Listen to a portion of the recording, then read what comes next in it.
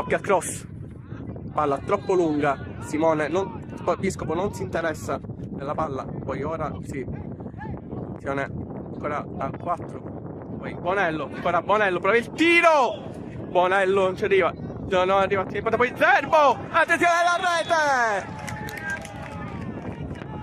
gol di Zerbo, che da solo davanti al portiere non sbaglia e firma l'1-0 per la Parmonval. Al 6 Buscetta per Russo, ottimo passaggio, Russo per Bonello, ok, Bonello, questa palla per Torres e poi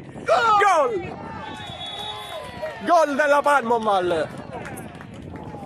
Ottimo il tiro di Torres che manda sul 2-0 la formazione allenata da Vittorietti.